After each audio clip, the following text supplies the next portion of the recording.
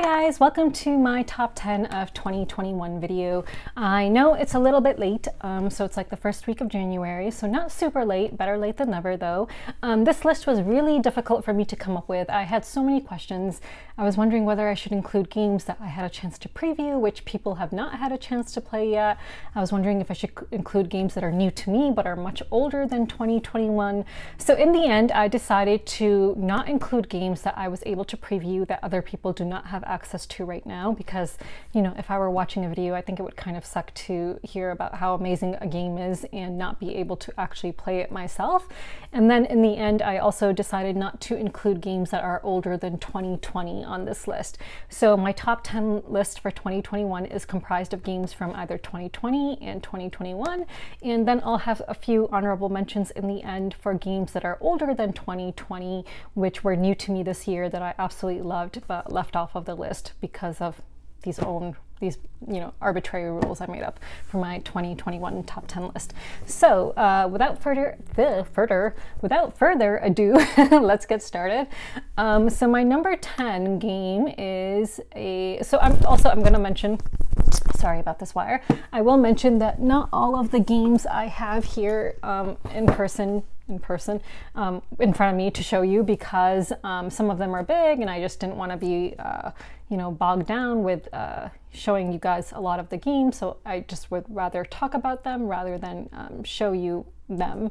A lot of these I have shown you in previous videos, so you can find them in like other weekly playback videos or 1-minute overview videos if you really want to see the components. But I do have a couple of them that I will be happy to show you the components of while I'm talking about them. Okay, so that's enough of an intro, so let's get started. So my number 10 game for 2021 is a game called Cafe, and this is designed by Costarola. Now this is really embarrassing. I don't know if Costarola is like one person or two people. It has like a comma there. Usually there is not a comma within just one person's name, so that's why I cannot tell if this is one person or two people. But anyway, the artist is Mariana Costa and the publisher is Pythagoras. So this is a 2020 game for 1 to 4 players. I've played this solo a number of times, and I've also played it as a 2-player game. So in this game, you are going to have coffee beans. I just want to show you this little container. So this container did not come with the game. This is a chocolate container from Trader Joe's, and the colors went so nicely with the components of this game. So after I ate the chocolate, I cleaned it out so that I could put the components in this little container. So you are going to have a starting tile and also a tile that shows how many actions you have. So for example, if you are the owner of the Cafe Brazil, you are going to have this, which will keep track of your actions, and you're going to have a starting tile, and everyone's starting tile will include some coffee beans of certain colors. It'll include a drying thing, a roasting thing, and a coffee cup. So you are going to be each turn, draft a tile and then add it to your play area. Like you can overlap like a certain number of squares, but you can't like half overlap something. Like for example, if it's like a cafe that is like this, you can't then, cover half of it and still try to use it. So, there's different rules. You must cover some part of a card. So you have action points each turn, and you can increase your action points by adding more coffee cups to your play area. And there's also ships that will, I think ships allow you to spend one less action point or one less resource to do something, if I remember correctly. What does a ship do? I cannot remember. But yeah, so you are trying to get all of your coffee beans dried, roasted, and then delivered to coffee shops in order to score points. And each different coffee shop needs a different amount of coffee of a different color. And then in the end, you will score points depending on what you were able to do, like looking at the different coffee shops, looking at what you might have left over and stuff like that, like the different coffee beans you might have in your own supply area. So it's a really good game. I absolutely love it. Like, let me just show you a coffee shop just to show you an example of like, so this one requires a 1 green and 1 red coffee in order for you to score 3 points. So, with the action points that you're given, you really have to figure out how to maximize your actions, how to be the most efficient. The solo mode in this game is super difficult. I had asked, actually someone else I think had asked on BGG, like what a good solo score is, and the designer himself had commented seeing a score between 0 and like 15 or something is this, you know, poor, and then the next level is like okay, then good, then very good, then excellent, whatever. I have yet to get out of the poor level in terms of solo scores. I absolutely love it. I think it's a very pleasant game to play, even solo or multiplayer.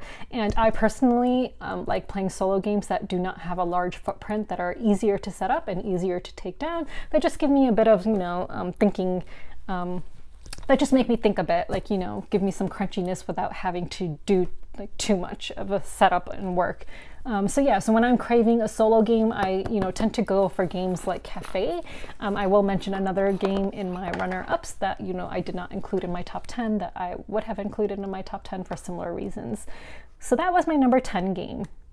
My number 9 game is a game called Shamans. So full disclosure, I have only played this once in, you know, in the last year, but I'm including it because it's a game I've been dying to play. I would bring it to multiple game nights and beg people to play, but it just would not get played again. So until I played this game, I was not a fan of trick-taking games. But then I played this and that changed. So this game is designed by Cedric Chaboussi, I hope I pronounced that right. Artist is Maud Shalmel, published by Studio H Games. It is for 3 to 5 players. So I love this game because it is a trick-taking game and a social deduction game in one. So, and after playing this game, I realized I don't mind trick-taking games as long as there's like more to it than just the trick-taking. And nowadays, a lot of trick-taking games do have more to them than just trick-taking.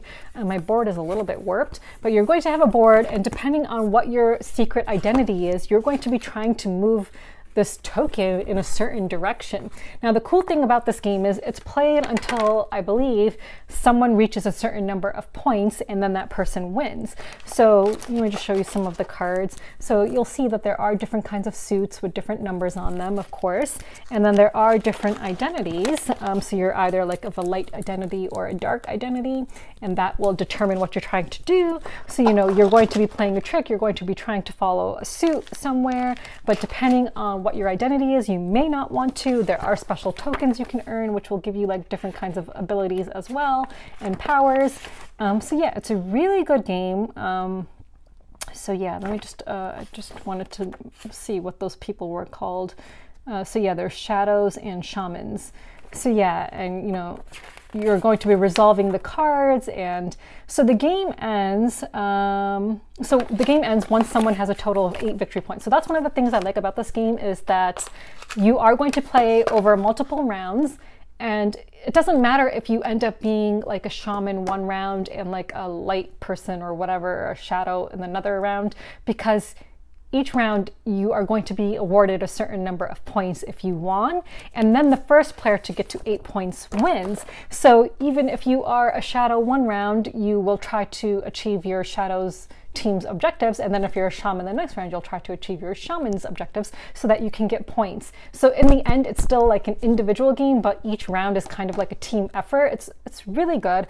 I absolutely love it, and I've been dying to play it again. So yeah, so Shamans I think is, you know, it is my number 9 because I think it's really clever for a trick-taking game and just very innovative, like, you know, combining trick-taking with social deduction. And I really wish I could play it again. So number 8 is Camp Pinetop. Oh, I'm sorry, I don't know if I mentioned Cafe is a 2020 game, Shamans 2021. So Camp Pinetop is a 2020 game designed by Stephen Davies, artist Stephen Davies and Jason Washburn, published by Talon Strike Studios for 1 to 5 players. I hear it has a really good solo mode. I have not played it solo. So in this game, you are trying to advance your, you're trying to increase your level of your like troop or whatever. So I'll just read it. So you are the leader of a group of campers who are exploring the wilderness. To win, level up your campers to the highest rank by collecting achievement patches, which will give you special abilities. The first player to advance from starting rank of possum to the ending rank of badger is the winner of the game. Now the cool thing about this game is that as you're advancing in rank, your hand size is decreasing. So like, you know, you start off with a hand size of 8, but as you're advancing, your hand size is decreasing. So it's actually going to get harder and harder for you to advance. But for each achievement patch that you earn, you're going to get a special ability, which will help you. It's really good. And the way you can advance, you can complete different columns to try to advance. So for example, for this one, you could either complete this column by getting 2 green circles or 2 blue squares, or you could do like the middle thing and like, you know, do 2 blue squares or 2 diamonds. And then it also tells you how many advanced patches you need to have in order to, you know, advance in your rank. It is a grid movement game, and you're going to have cards, so it's also a hand management game. So you're going to have like different areas of a camp that you're trying to go to try to get your different achievement patches. I love how interactive it can be because of the different people the different little campers that will be on different sites, and you may have to give up a card if you end up where someone else is. I played this game a couple of times now, and I remember after the first time I played it, I absolutely loved it so freaking much. I just really wanted to play it again. So yeah, and then you have like these different cards, and so you're going to be using the symbols on these cards to try to move from grid to grid to try to get your different achievement patches. And of course, as mentioned, the achievement patches themselves have special abilities that you can use once you get them.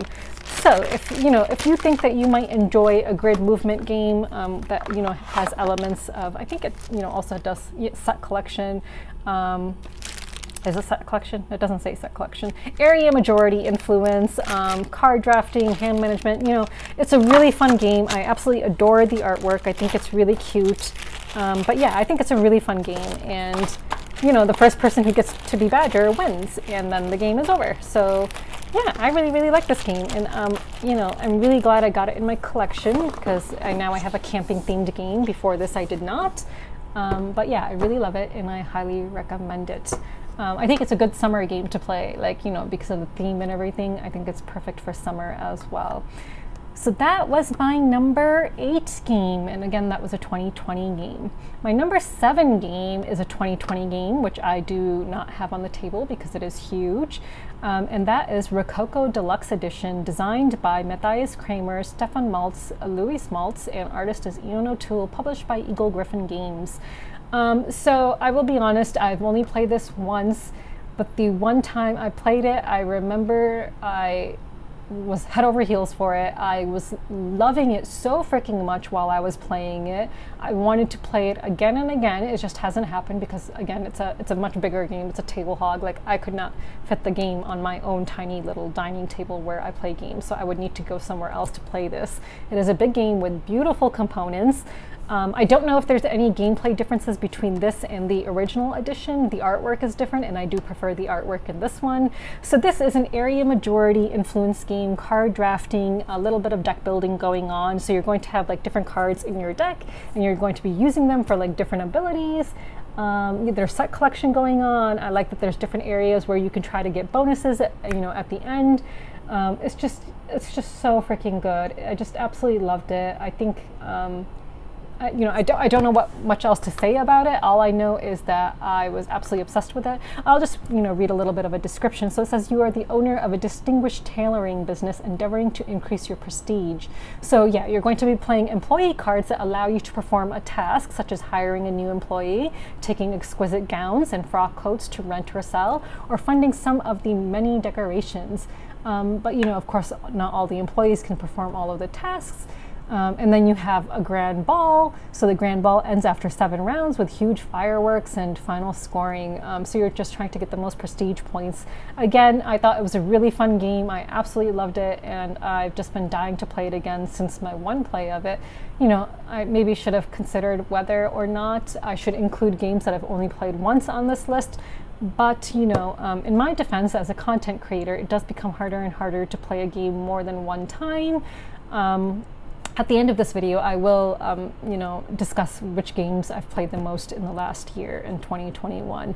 But yeah, again, in my defense, it's harder and harder to play games that you love over and over, even if you want to. It just becomes difficult sometimes. And then of course, with COVID, it was also difficult until people became vaccinated, right? So yeah, so I absolutely love Rococo Deluxe, and that is why that is my number 7 game. Number 6 I do not have with me right now, but it is called Canvas, and it is a 2021 game designed by Jeff Chin, Andrew Nerger, and the artist is Luan Huang, and it is published by Road to Infamy Games. So in this game, this is like a hand management set collection game. It's beautiful. It's got transparent cards with like little bits of artwork on them, and you're layering the cards on top of each other, trying to get certain symbols on these cards to meet certain scoring objectives. I really suck at this game. I will say that this is a great game to play over video chat. I've played it more times over video chat than I have played it in person. You just need to, if you want tips on how to do that, I think I discussed it in my best games for video chat playing. I think I discussed it in that video, maybe not, but you know, you'll be able to figure it out if you know. So my friend and I, I'm the one who draws, and then he will go through the pile. He'll have them like alphabetized or whatever, and then put them out in front of him as well, so he can see what's coming up next and stuff like that. And you know, we each keep track of how many palettes are paint palettes each person has, and you know, is on a specific card that someone might be trying to draft. So yeah, the scoring objectives can be quite difficult. Like I said, I really suck at it, but I really love it because it's just so freaking beautiful. It's one of those games where I pull it out even when I'm not playing it to look at the various cards, because they're just so freaking beautiful, and I'm really looking forward to the expansion for this game. I will say, if you have pets, it does attract pet hair like crazy. Like, it is really hard to, it's like a magnet. Like, my cat won't even be on the table, and all of a sudden I have cat hair on like each card. It's crazy. So that's one of the negatives. But it's a really great game, and I absolutely love it, and it's beautiful. I do not recommend hanging up the box. You know, they do say you can hang up the box and have it be artwork. No, I don't think that it's, you know, sturdy enough for you to do that. My box has already started kind of coming apart, so I would not suggest that at all. So that was number 6. My number 5 game is a game called Botanique, and this is a 2021 game, 2-player game, designed by Frank Critin, Gregoire Largy, and Sebastien Pochon, artist Frank Dion, published by Space Cowboys. This is a 2-player game. I knew I had to have this game even before I knew what it was about, because I like Jaipur, which is published by Space Cowboys, another 2-player game, and I like Tea for Two, which is another Cedric Chaboussi game published by Space Cowboys. When I saw the artwork for this game and when I read the description for it, I was like, I need this game so badly, and I'm so glad I got it. I've played this a number of times. I've played this, I think this is one of the games I've played the most in 2021. So in this game, you're going to, whoever the active player is going to select a tile from the 3 tiles that are off to the side and place it on this board. So you're going to have tiles in the center here, and then each player is going to have their own side.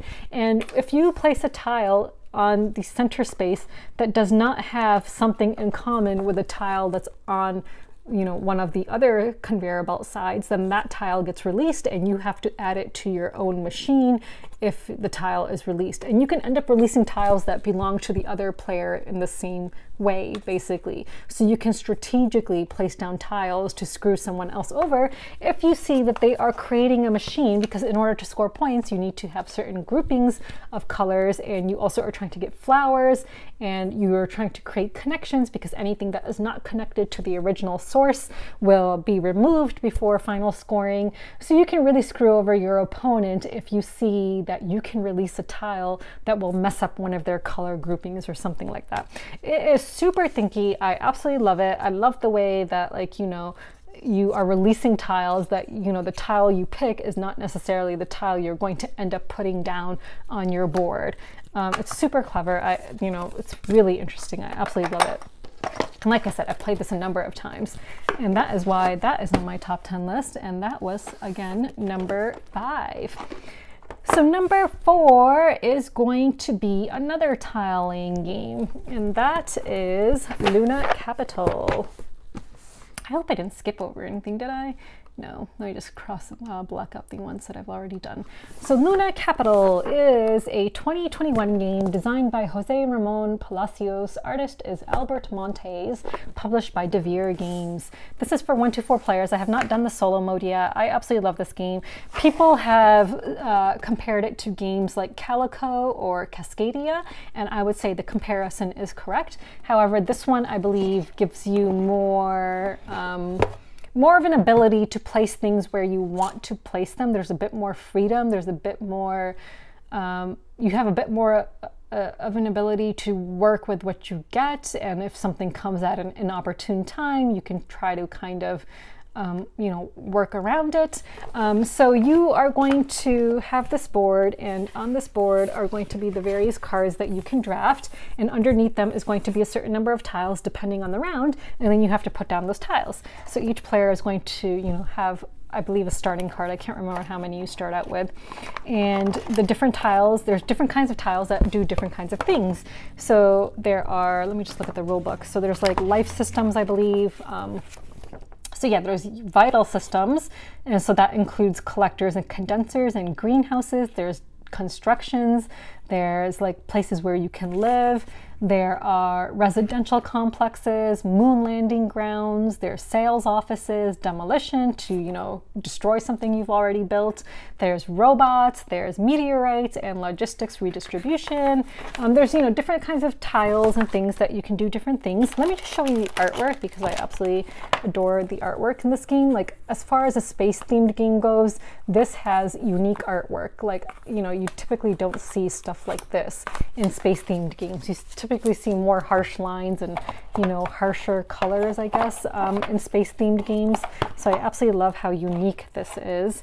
And these are the various types of tiles, and then, you know, they score in different ways. So you are going to be collecting tiles, cards, and then placing the various tiles on them, and they will be coming out in various groups. So there's like groups A and then A, B, C. So let me just show you some of the tiles.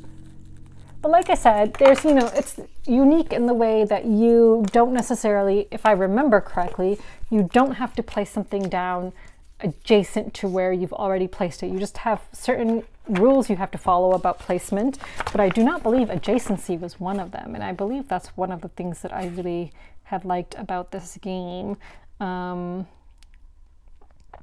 Yeah, so you must place all the tiles you took on top of an empty building site in their settlement. You are not required to place them on top of the card that was just added. So it has to be placed on a site that's completely empty without any projectile or building of any type. Yeah, so there is no adjacency rule, which I remember is one of the things I liked about it. So that gives you a bit more freedom in how you can, you know, construct your moon developments, and the way things score in the end, it's, you know, also very good. It's tricky. You know, you have to be mindful of which kind of systems and things you have, because, like, for example, some vital systems require like a vital system of their own kind to score, and others, you know, you can have like, you know, the way things score, it's like you just have to be careful about it. Like, I do remember when I played it, I was not super careful about certain vital systems and thought I was going to score big, and then I did not. There are like little tokens you can earn which would allow you to, you know, maybe skip over a number. That's another thing when you're placing down cards in your own, creating your own moon. You have to like place them, I believe, in ascending order, like 1, 2, 3, but like you can skip over a number or do something if you have like certain tokens, or you can have 2 of the same number in a row, I believe, if you have a certain token or something like that. It's just a very challenging, very thinky game. I absolutely really loved it, and I just really, really want to play it again. So yeah, so in terms of tile placement games, I think that this is a really, really good one. So yeah, highly recommend Luna Capital if you have not played this one yet. It's really good, really, really, really, really good. Okay, yeah. I know I sound a little bit crazy because I think I said really like 10 times there. Okay, so the next game is my number 3 game is also a Devir game. I'm not going to pull it out because it is huge, and that is Bitoku. So Bitoku is a 2021 game designed by Germain P. Milan, artist Edu Valls, and yeah. It's for 1 to 4 players. This is a game that I definitely would not play solo because it is huge. I've discussed this game at length in one of my weekly playback videos, and I mean really at length. So, you know, I'm the kind of person who does enjoy a heavy game, and not all the time, but like occasionally. And this is the kind of heavy game that I enjoy, where you have like multiple paths to victory. It is one of those games where, you know, the board looks intimidating at first. One of the complaints that many people had about this game is how busy the board is. There's just so much artwork on it. There's like no blank space. There's like no free space on this board. It's just like color vomited on the board, right? I love it. I think the board is beautiful. The colors are so rich and saturated. I love the art style. I love it. And it's one of those games, once you learn the rules, once you learn where everything is and you learn the iconography, the board does not seem intimidating. Like, you do not have an issue where, you know, finding out where something is. Like, once you learn it, it's not going to be an issue for you how busy the board is. So like I said, I love games where you have multiple paths to victory, and I believe that this one does it really well. It's a worker placement game. You've got set collection going on. You've got different areas of the board. There's different things you can collect to try to get points. You know, the way you can try to screw someone out of going into a certain area by going there first. Like, there's just so much going on in this board, things to unlock for you to use. I just absolutely love it. It's, you know, a heavier game, the kind of heavy game that I love because it really falls into place and makes sense. You know, I've mentioned that I had a little bit of difficulty with Weather Machine. This one, not so much. You know, it's rated 3.66. I would say it's a heavy game. I would rate it more like a 4. But yeah, I really love this game. I think it's great, and I think it does what it does really well. And if you haven't had a chance to play it, I highly recommend it. If you enjoy games like Coimbra or Trickerion, you know, I would say this is kind of along the same lines, but, you know, just lots of different things you can do, different paths to victory, and you can just kind of focus on what you're doing and see if that will work for you and try different strategies in different games. So, and I absolutely love the artwork. I love the theme. Like, you know, I love everything about it. So in terms of, you know, heavy games, this is one of my favorite heavy games now, and I'm so lucky that I got to play it. So yeah, so this was my number 3 game. My number 2 game, so I know you guys might be like, what? Like, you know, she has 3 Devir games in a row, but my number 2 game is a 2020 game called The Red Cathedral. So The Red Cathedral is designed by Isra C. and Shay S. Artist is Shema Rahman and Pedro Soto, and it's published by Devir Games, and it is for 1 to 4 players. So again, this is one of the games that came out last year, but it was new to me, and I played it a number of times, and I absolutely loved it. So you have a rondel that you're going around. So you're trying to build up a cathedral. You're trying to collect the resources you need. You're claiming parts of the cathedral. You're trying to collect the resources you need and then do the build action to build your parts of the cathedral, hopefully before an opponent builds their part, if their part is above yours, because that can negatively impact you. I love the way that the rondel system works with the dice and the number of spaces you can move.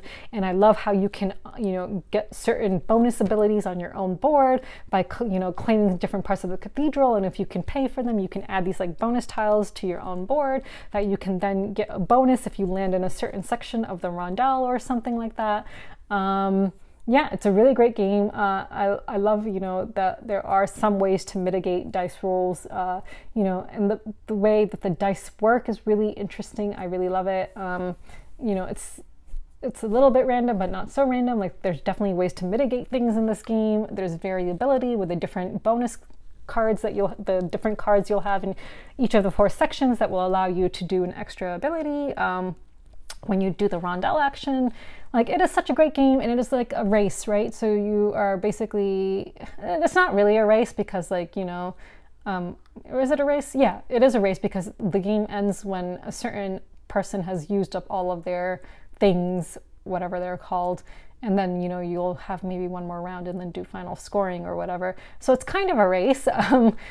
But yeah, I really like it. You have to be careful about, you know, which parts of the cathedral you're claiming and keep an eye on what other people are claiming, because the way that the scoring works is very interesting. So there's like area majority, and you're scoring each part of the cathedral depending on who owns the most parts of it, but you're also decorating parts of the cathedral with like gemstones and like windows and doors and stuff like that. It's a really good game. I absolutely love it. I feel like it's a game that I would not get sick of playing, unless of course I played it way too much or something.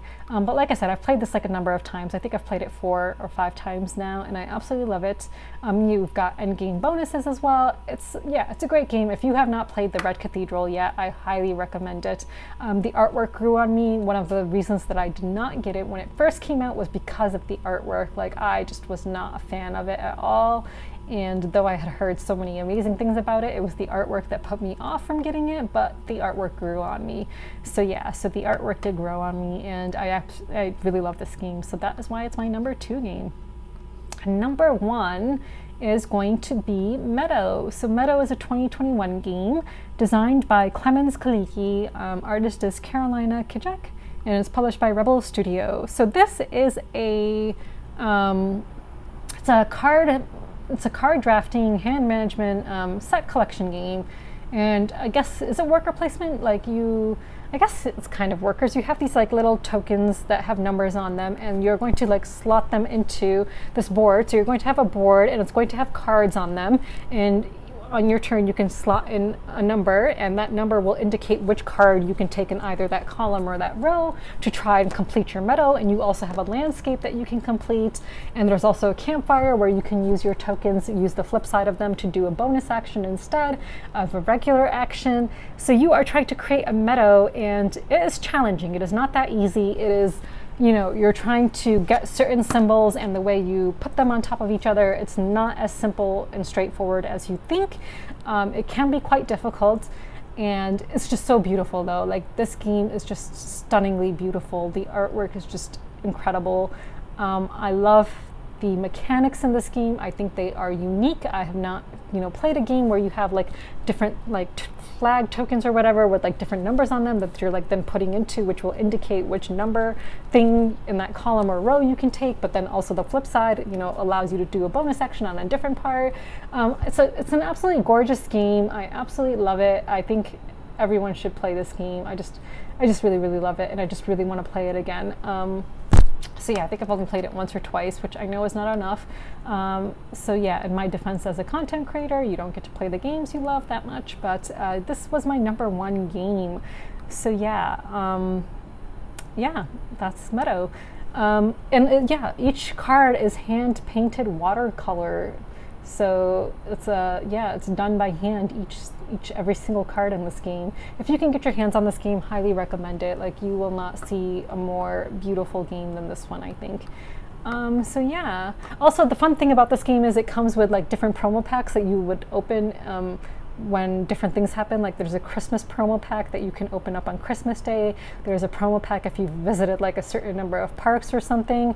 I'm going to be honest, I did open them all to sleeve them all, but then I put them back into their little envelopes. But yeah, so it's just such a freaking gorgeous game. So that was my number 1 game of 2021. So as I mentioned, it was really difficult for me to make this list, and there were so many games I played which were new to me that had come out before 2020, and I really struggled with whether or not I should include them on this list. So I'm just going to mention them briefly. So a few that I would have liked to include are Imaginarium, which is designed by Bruno Cathala and Florian Sirieix, published by Bombyx Games. That came out in 2018. It's a worker placement game. It's a game I had actually discussed on a video that I appeared on the Board Game Co's channel, like top 10 games that we believe we will love that we have not played. And yes, absolutely love Imaginarium. I was absolutely right that I would love it. It's a worker placement game with a steampunk theme. It's got incredible artwork. I just love everything about it. I love the artwork, I love the actions, I love the theme, I love the components. It's got like really cool components. I love the charcoal components, the way they feel. Like, I just love it. I really suck at it, and I realized like I just was kind of, you know, had really bad strategy in some ways, and I really want to play again because I think I can do better next time. But it's just a really fun game. I just absolutely really love it. Like, you're making machines, you're repairing them, and then you're breaking them down to make new machines. Just to, the end game trigger, I feel like, comes pretty quickly, and I'm always so far behind everyone else. So I really need to work on my strategy in this game. The other games I would have liked to include are Brussels 1893. That's another game that I think I had discussed in Alex's Board Game Co video that I did with him.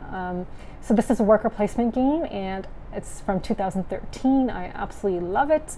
I had played the card version of this game before playing the board game version, and the card version was in my top 10 worker placements of all time.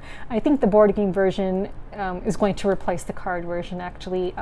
It's fantastic. It's actually coming out with a new edition and an expansion this year in 2022, so I'm really looking forward to that.